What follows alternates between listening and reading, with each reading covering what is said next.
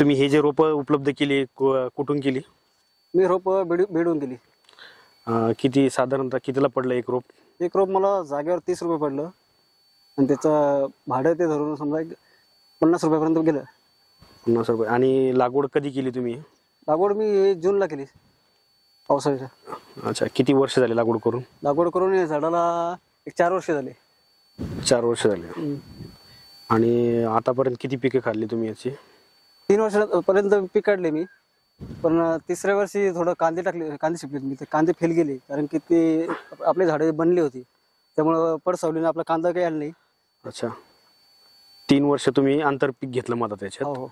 आणि याला फळ कधीपासून धारणा झाली? याला फळं म्हणजे 2 वर्षापर्यंत चालू झाले. ते 2 वर्षी एवढे जास्त फळं होते, पण तिसऱ्या वर्षी आपल्याला उत्पन्नाचं चांगलं मिळालं.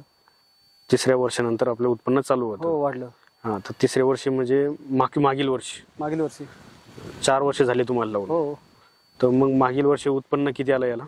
उत्पन्न आपल्याला एक साधारण 2.5 टनापर्यंत गेलं होतं. अच्छा, एक एकर आहे? नाही, 30 गुंठे, 320 झाडे. 30 गुंठे आणि 2.5 टन पर्यंत गेले. हो, म्हणजे किती 2-2.5 लाख रुपयापर्यंत बनले? हो, 2-2.5 लाख. फळाचा भाव काय होता त्यावेळेस मला फळ जागेवर 50 रुपये किलो घेतलं होतं माझं फळ. व्यापारी जागेवर घेतलं. आणि जर फळ चांगलं असलं एक्सपोर्ट पण होतो. हो. आणि पाण्याचं याला पाणी कसं लागतं? जास्त लागतं की साधं? नाही, पाणी कमी लागतं याला, जास्त पाणी लागत नाही. फळ ज्या टायमाला आपलं फळ साईजमध्ये राहतं त्या पण टायमाला पाणी आपण देऊ शकतो.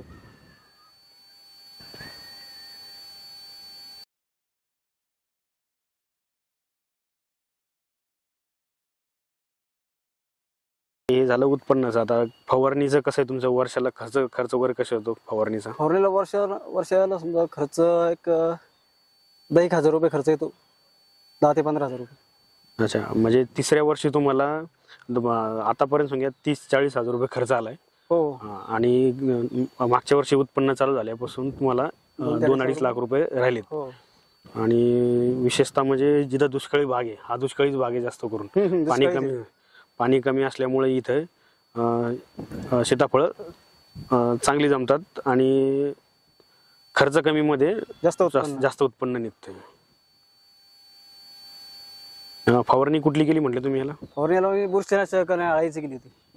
अळीसाठी? अळी पण येते का? हो, अळी येते. आपण जेव्हा फळ लागते त्या टायमाला अळीचं फवारणी गरजेची आहे.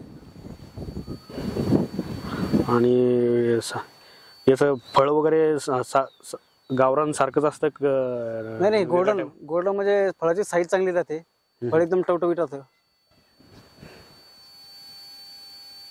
आपलं असं आहे की हे जे अंतर आहे हे किती बाय कितीचं अंतर आहे? हे अंतर 8x12 आहे. 8x12. तर आंतरपीक आपल्याला 8x12 मुळे 3 वर्ष घेता येतं. हो. आता पुढील प्रश्न असा आहे की जर पाऊस नाही पडला आणि एप्रिल-मे महिन्यात जर तुमच्याकडे पाणीच नाही तर झाडं राहतात की जातात? नाही, झाडं राहतात ना, पण म्हणजे बहार येत नाही, त्याला माल येत नाही, काळ्या निघत नाही. त्यामुळे पाऊस गरजेचा आहे, पाणी गरजेचं. हा, पण मग तुमचं असं आहे की जर जिथं दुष्काळ वगैरे पडलाय तिथं झाडं राहू शकतात. 2-3 महिने जर पाणी नसेल तरी झाडं राहू शकतात. फक्त त्या वर्षी तुम्हाला तो माल कॉम्प्रोमाइज करायला लागतो, म्हणजे सोडून द्यायला लागतो. हो, पाणी देऊ शकतो आपण त्याला.